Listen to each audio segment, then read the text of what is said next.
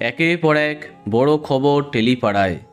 অভিনেতা রাহুল ব্যানার্জির মৃত্যুর পরে ক্ষোভে ফেটে পড়েছে টেলিপাড়া। লেখিকা লীনা গাঙ্গুলি তথা ম্যাজিক মোমেন্ট প্রোডাকশনের বিরুদ্ধে চলে গেছে ইন্ডাস্ট্রি। এমন অবস্থায় বিপাকে এই প্রোডাকশন। এই মুহূর্তে ভোলে বাবা পার করেগা যে ধারাবাহিকে শ্যুট করতে তলিয়ে গেলেন রাহুল, অন্যদিকে চিরসখা এই প্রোডাকশনের অধীনে ছিল। দুটোই বন্ধ হবার কথা শোনা যাচ্ছে। বেশিরভাগ তারকারাই ইস্তফা দিয়েছেন। এমন অবস্থায় প্রোডাকশন এবং লেখিকার বিরুদ্ধে সম্পূর্ণ টেলিপাড়া।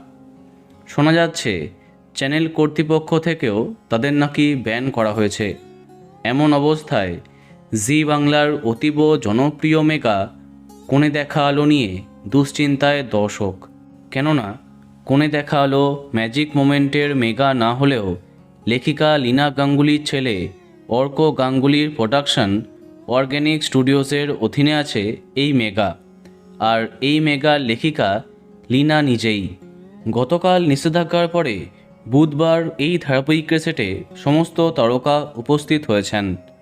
মিটিংয়ে ছিলেন লীনা পুত্র অর্ক গাঙ্গুলিও। তবে যদি লীনা গাঙ্গুলি এর গল্প লেখা ছেড়ে দেন অথবা জি বাংলা প্রোডাকশন হাউস পরিবর্তন করে, তবেই হয়তো এই জটিলতা কমবে এই ধারাবাহিক নিয়ে।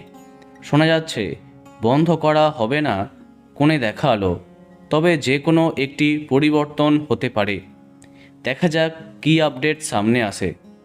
তো বন্ধুরা, এখন তোমার কি মন্তব্য কমেন্টে জানাতে পারো। আর এই রকমই আরও অনেক ভিডিও পেতে সাবস্ক্রাইব কারেন্ট বস। ধন্যবাদ।